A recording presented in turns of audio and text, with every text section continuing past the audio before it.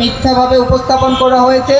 এই একই রাজনীতি দেশে দেশে চলছে, একই রাজনীতি করছে বিশ্ব মিডিয়া, একই রাজনীতি করছে বিভিন্ন দেশের দুর্নীতিগ্রস্ত সন্ত্রাসী সংগঠন এবং সেই নামধারী সরকারগুলি।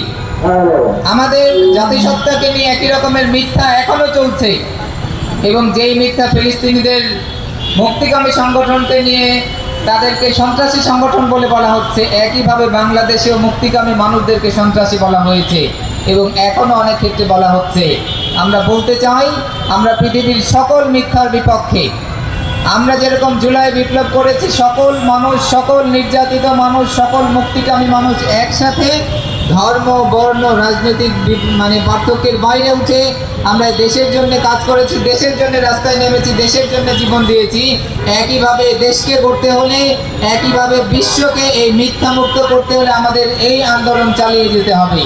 আমরা প্রথমত বাংলাদেশকে এরকমের যত রকমের মিথ্যা ন্যারেটিভ আছে, যত রকমের মিথ্যা গাল গল্প বানিয়ে মানুষকে ভিক্টিমাইজ করা হয়েছে, সেটিকে আমরা ভাঙতে চাই। আমরা পৃথিবীর ব্যবস্থা ভাঙতে পারবো না, হয়তোবা সেটি অনেক সময় সাপেক্ষ ব্যাপার, কিন্তু আমরা বলতে চাই যে আমরা এই জুলাই বিপ্লব এবং তুফান আল আকসার 1 বছর পূর্তির স্পিরিট নিয়ে আমরা আগামীর বাংলাদেশকে মিথ্যা মুক্ত, জুলুম মুক্ত, সকল রকমের অন্যায় অবিচার মুক্ত একটি বৈষম্যহীন বাংলাদেশ গড়ার জন্য একসাথে কাজ করতে চাই ইনশাআল্লাহ। আমার জাস্ট একটি মেসেজ দিয়ে আমি শেষ করতে চাই যে বাংলাদেশকে বৈষম্য মুক্ত বাংলাদেশ গড়তে হলে, বাংলাদেশকে এরকম মিথ্যা বিরোধী সত্যের উপরে বাংলাদেশ গড়তে হলে আমাদের এখন অনেক অনেক দূরের পথ যেতে হবে। বাংলাদেশ যেখানে এসে দাঁড়িয়েছে, এই খাদের কিনারা থেকে বাংলাদেশকে উঠিয়ে প্রকৃতপক্ষে একটি সুন্দর বাংলাদেশ গড়ার এই আন্দোলন আমাদের শেষ হয়নি এবং সেই আন্দোলনে সকল রকমের সচেতন মানুষ, সমাজের সকল শ্রেণী পেশার, ধর্ম, বর্ণের সকল মানুষকে ঐক্যবদ্ধভাবে আগামী দিনের সুন্দর বাংলাদেশ বিনির্মাণে, সত্যনিষ্ঠ বাংলাদেশ বিনির্মাণে, দুর্নীতিমুক্ত বাংলাদেশ বিনির্মাণে সবাইকে এই আন্দোলনে শরীক হওয়ার জন্য আমি আহ্বান জানাবো এবং আমরা অন্তত পৃথিবীর বুকে একটি শক্তিশালী রাষ্ট্র হিসেবে দাঁড়াতে চাই। আমরা পৃথিবী থেকে আগামী দিনে সকল রকমের অন্যায় জুলুমের প্রতিবাদ রাষ্ট্রীয়ভাবে করতে চাই। সেই শক্তিশালী বাংলাদেশ গঠনের জন্য সবাইকে আন্তরিকভাবে কাজ করার জন্য আহ্বান জানিয়ে আমার ছাত্র সংসদের আজকের এই আহ্বানে সাড়া দেওয়ার জন্য সকলকে শুকরিয়া জানাচ্ছি।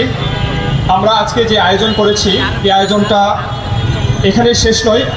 আগামীকাল 7ই অক্টোবর তুফানুল আকসার বর্ষপূর্তি। এ উপলক্ষে আগামীকাল ইঞ্জিনিয়ার ইনস্টিটিউটে একটি আন্তর্জাতিক সেমিনার হবে এবং পরের দিন 8 তারিখ প্রেস ক্লাবে আরেকটি কনফারেন্স হবে ইনশাআল্লাহ। সবাইকে সেগুলো দাওয়াত দিচ্ছি।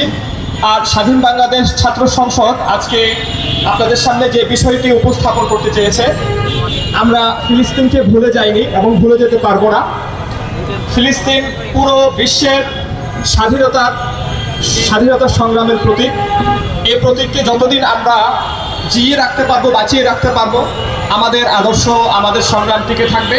ফলে আমরা ফিলিস্তিনকে ভুলছি না, ভুলবো না ইনশাল্লাহ। আমি আর আপনাদেরকে বেশি কষ্ট দিচ্ছি না। এখনই আমরা আমাদের বিশাল পতাকা র্যালি শুরু করব। আমি